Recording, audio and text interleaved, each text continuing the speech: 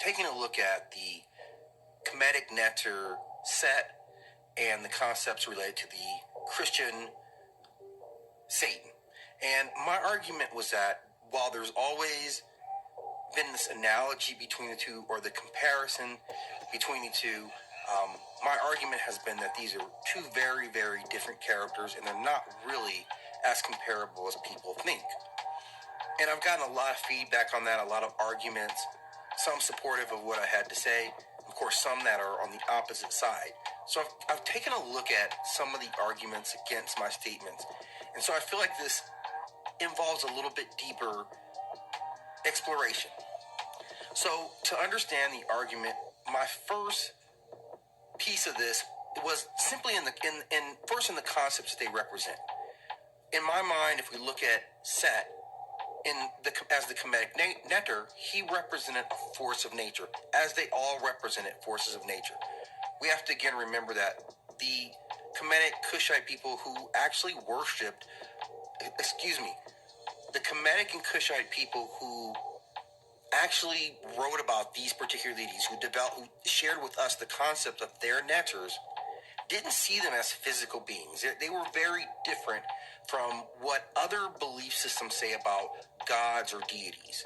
So that's kind of the first thing. And I've always looked at the Kemetic Neters through a different lens. And that's because that community has educated me. When I've done videos and referenced them as gods, I've had a good reprimand in how they view them and what they actually turn them as. And so that's been actually a really, really good thing.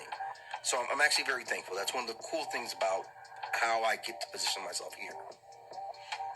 But of course, there are just a strong argument saying how these two characters are similar. And we explore the two roles. And again, my argument was that Satan was a disruptive force, right? He was himself an angel, or, this created being who felt that he was being forced to worship people who were less than themselves. That wasn't the issue with Set. Set was a primordial force, which is all what the Neters represented. The force of the sun, Geb, who was the earth spirit, they represented water. So there was a different concept. They didn't necessarily represent moral ideology, which is a significant difference. Set represented chaos.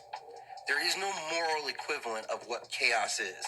Chaos can at one point be a destructive force, but we also need that chaotic energy to create new life or new realms as our universe expands.